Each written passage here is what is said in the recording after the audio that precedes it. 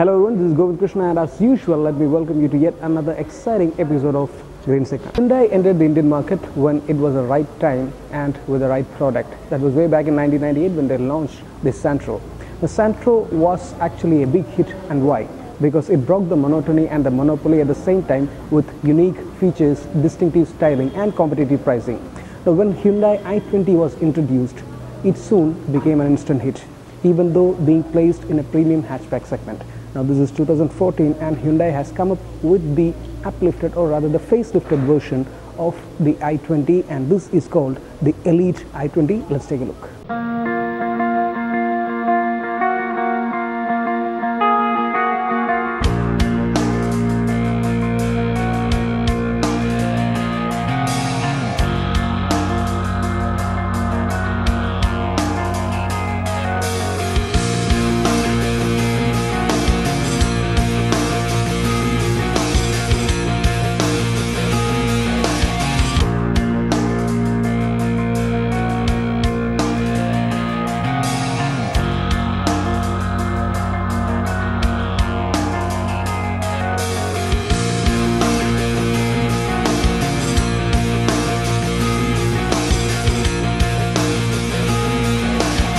So speaking about the styling of the new Hyundai Elite i20, one look at the car and you will fall in love with the design. This is an entirely new car in terms of design.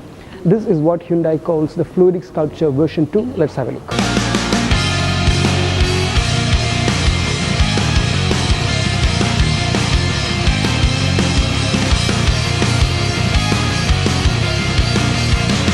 Hyundai believes the previous generation i20 had a youthful, sporty and high-tech stance, and now while retaining the same characteristics of the styling, they are promoting the Elite i20 with a bold, dynamic and powerful image.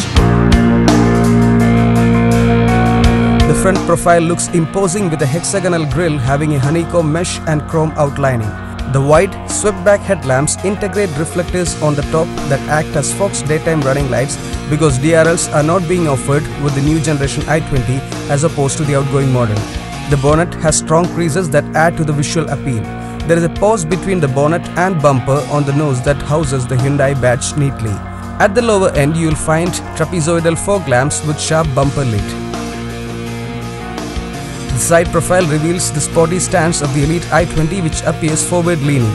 The 16-inch diamond-cut alloys look premium and fill the wheel arches very well, while the ORVMs have integrated turn indicators. There is a strong shoulder line that emerges from the headlight and continues upwards to the tail lights. The blackened B and C pillars give the sense of a floating roof, and we quite like it, but it is a love it or hate it styling cue. It's integrated neatly to the body, but the panel itself feels plasticky and boxy when you knock it. That said, the rear styling of the Elite i20 definitely grabs attention with its broad stance and big car feel. The three-step detailing on the huge tail lamps looks upmarket, and the bumper gets busy styling integrated with reflectors and one side reverse lamp. The rear parking camera is protruding in the middle, and further down is the hatch opening button.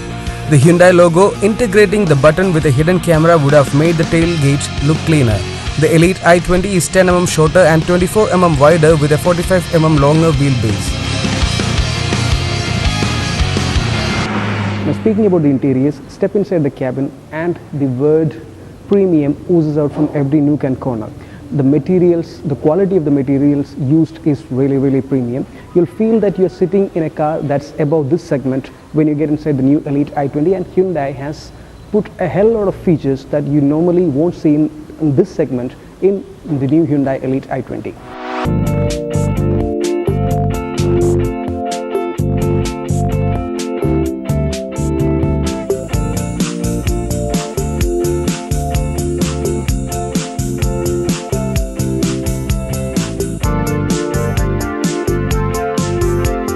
The design of the dashboard is driver-oriented, which makes you feel connected to the center console. The design of the 3-spoke tilt and telescopic steering wheel can also be seen on the Grand i10, but this one has a different layout of controls and chrome outlining on the horn pad. The instrument cluster is neat and folds easy on the eyes with analog tachometer and speedometer having digital temperature and fuel gauge on either side. The party piece of the instrument cluster is the MID screen in the middle that displays a host of information you can't think of a car in this segment. No wonder Hyundai calls it Supervision Cluster. It has steering position reminder so that you are aware of the wheels before you start moving. You can set your service reminder. It also has parking sensor display, doors open-close display, settings for auto unlock, dual trip meter, gear shift indicator and much more. The AC vents are positioned ergonomically and the steering doesn't obstruct the airflow for the driver. Automatic climate control works smoothly and chills the cabin within no time. The center console has a serene, uncluttered design and each button and control are placed ergonomically.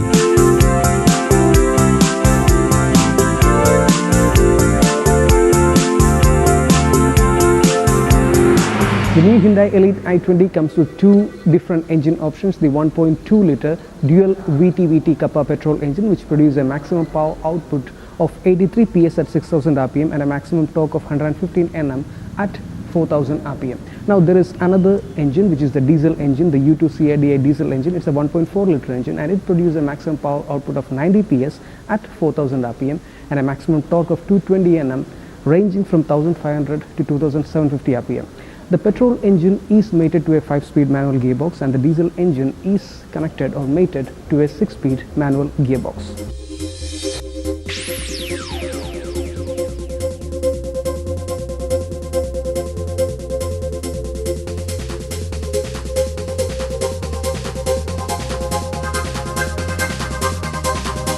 The Hyundai Elite i20 hasn't been tested by global NCAP yet, but the first generation Euro spec i20 got a full 5-star crash test during the Euro NCAP. The sad thing is that Hyundai India doesn't offer 6 airbags anymore and the Elite i20 now comes with only dual front airbags, that too on the Asta variant. While only Sportz and Sportz option get driver side airbag. ABS is also offered only with Sportz, Sportso and Asta variants, while the Era and Magna don't get any safety features.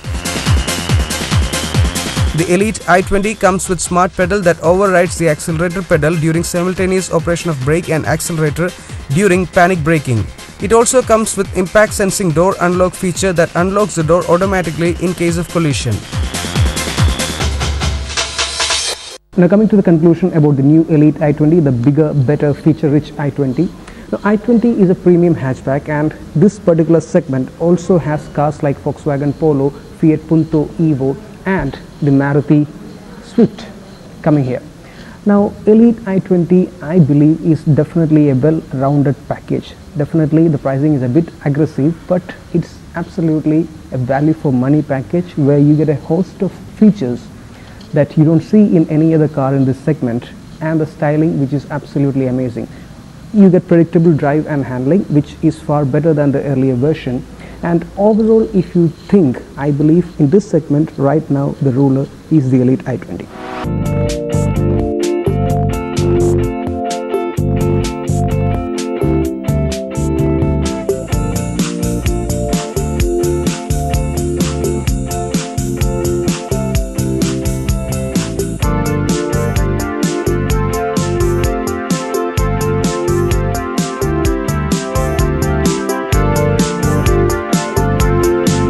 KTM has launched its most anticipated super sport bike, the RCM 390, at a whooping price of Rs 2.05 lakh, which is ex-showroom price, New Delhi. KTM's highly anticipated super sport motorcycles, the RC390 and 200, have been launched in India. The RC390 has been priced at Rs 2.05 lakh, while the RC200 is priced at Rs 1.60 lakh.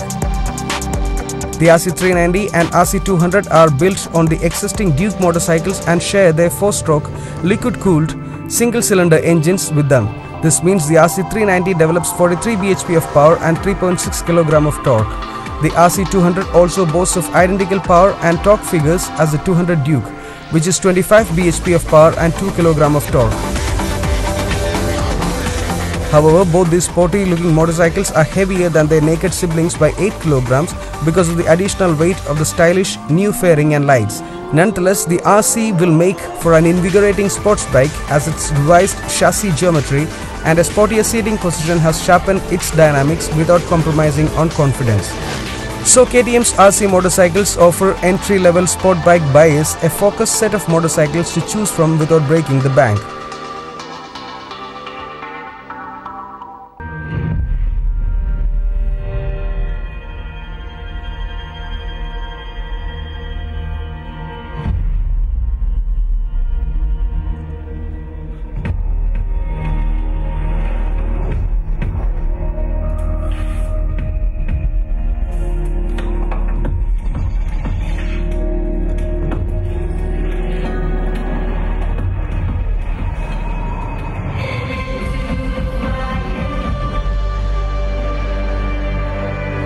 Volvo officials have confirmed that the new XC90 will be launched in India in March 2015, with deliveries to commence from August.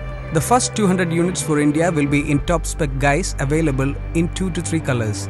The more variants at a lower price will be offered later on. Pricing will be in Audi Q7 territory, so expect an ex-showroom price tag in the region of Rs 65 to 70 lakh.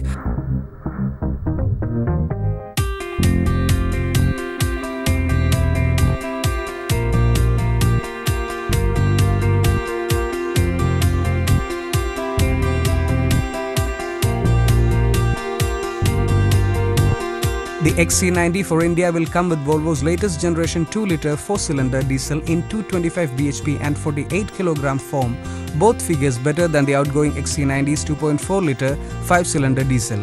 The new XC90 is also said to be more efficient than the model it replaces, thanks in part to its use of an 8-speed gearbox. India-bound XC90s will come with an all-wheel drive system, though front-wheel drive XC90s are likely to be a part of the range internationally. India will not get any petrol engines either, at least initially.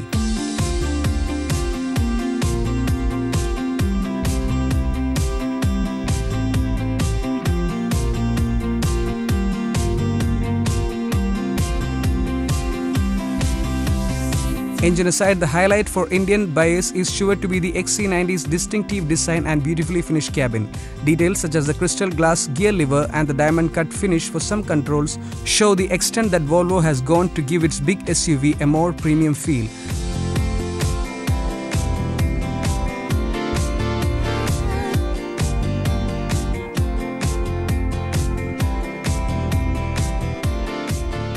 Even though Skoda Yeti is a really good SUV, it has never attained that recognition which it should have.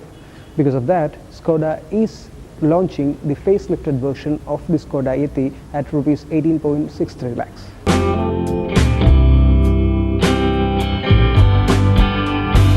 Skoda has launched the facelifted Yeti at Rs 18.63 lakh for the 4x2 variant, while the Yeti 4x4 is priced at Rs 20.14 lakh.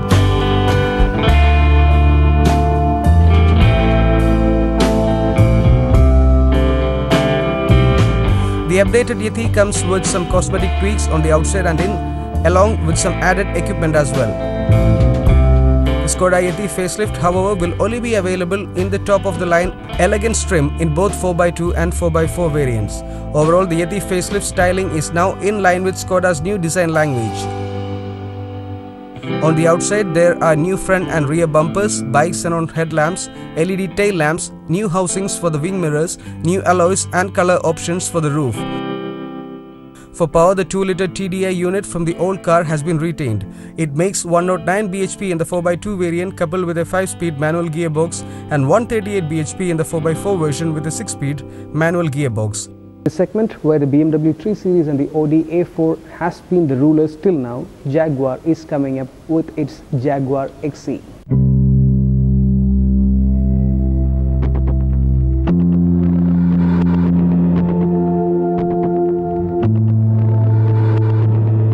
Jaguar has taken the wraps of its new BMW 3 Series rival, the XE.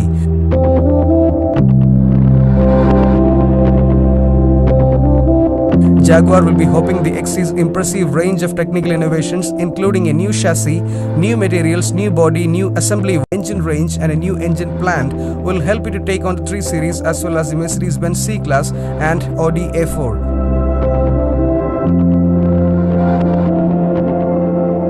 The The XC's success has huge implications for Jaguar's ability to fulfill its new model plan of the future. The car does not set out to shock, however.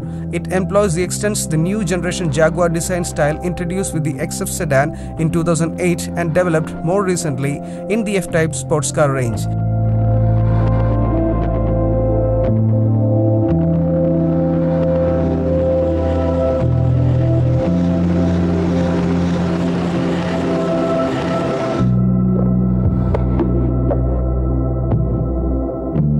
The new Jaguar is an all-aluminium 4-door rear-drive sedan, slightly bigger than the 3 Series but smaller than the A4, that uses riveting and bonding techniques developed over the past decade that make it Jaguar's lightest, stiffest sedan yet.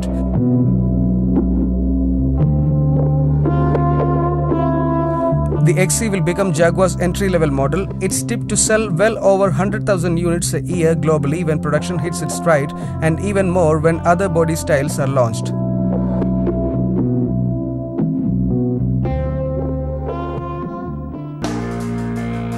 To mark a year since the Grand i10's launch, Hyundai has introduced a Grand i10 Sports Edition. This anniversary edition is priced at Rs 5.11 lakh for the petrol variant and Rs 5.98 for the diesel variant. This slots it just higher than the Sportz trim and below the top-end Asta option. Over and above the Sportz trim, the Sports C edition borrows some features from the Asta like 14-inch diamond-cut alloys, Bluetooth connectivity, blackened B-pillar, steering-mounted audio and telephonic controls, and leather-wrapped steering wheel. Additions unique to the Sports C editions are a rear spoiler, some exterior graphics, and the most noticeable, new upholstery with tones of red. Maruti Ciaz will be launched next month, which is mid-October, and the Maruti Ciaz is the car that has replaced the Maruti SX4. Maruti Ciaz will be launched next month. The car maker has revealed that prices of the Ciaz will be out by mid-October after an international reveal at the upcoming Paris Motor Show 2014. Dealers have started taking bookings since September 3 for an amount of Rs 21,000. However, there is no information shared on the deliveries of the car. The Maruti Ciaz sedan has 2 engines on offer, a 1.4-litre K10B petrol unit that makes 91 bhp and a 1.3-litre Fiat Source diesel unit that makes 89 bhp. Both engines have been borrowed from the Ertiga MPV. Maruti claims ARAI certified 20.73 km per litre fuel efficiency for the petrol model and 26.2 km per litre for the diesel. It will be available in 4 trim levels: V, V+, Z and Z+, and 7 color shades. The range-topping trims will have features like 16-inch alloys, touchscreen infotainment system, rear aircon vents, climate control and keyless entry.